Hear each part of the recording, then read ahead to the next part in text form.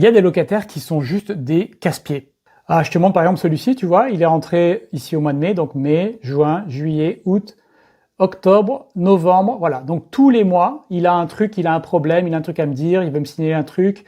Donc on a commencé avec j'ai changé de numéro de téléphone, j'ai un problème d'eau chaude, l'entretien de la cour, il y a un truc dans la salle de bain, la VMC elle est mal fixée, je vais changer le nom sur l'appartement, voilà. Donc ça c'est des locataires évidemment qui vont vous bouffer le cerveau. Donc lui, je serais très content qu'il parte. Apparemment c'est son ami qui va prendre le relais, on va voir son dossier. Mais il y a des locataires comme ça et c'est un petit peu la loi des séries. L'un de ces messages concernait l'entretien. J'ai un parking, il y a de l'herbe qui a poussé, et donc il me demandait quand est-ce sera fait l'entretien. Je lui ai répondu que ça sera fait dans les prochaines semaines. C'est pas un truc urgent, et puis c'était pas un truc non plus hyper important. Et au bout de quelques jours, il m'envoie un message en me disant je l'ai fait, du coup vous me donnez combien?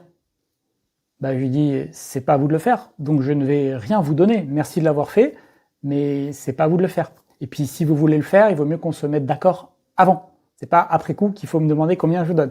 Donc il y a des gens qui ont une logique, on va dire particulière à eux. Ils sont dans leur monde avec leurs règles, il vaut mieux les identifier le plus vite possible et les recadrer le plus clairement possible pour éviter de vous faire tout simplement perdre du temps. Parce que la réalité, le fond du truc, c'est juste ça. Ça sert à rien de vous investir dans les réponses et de perdre du temps avec ces gens-là.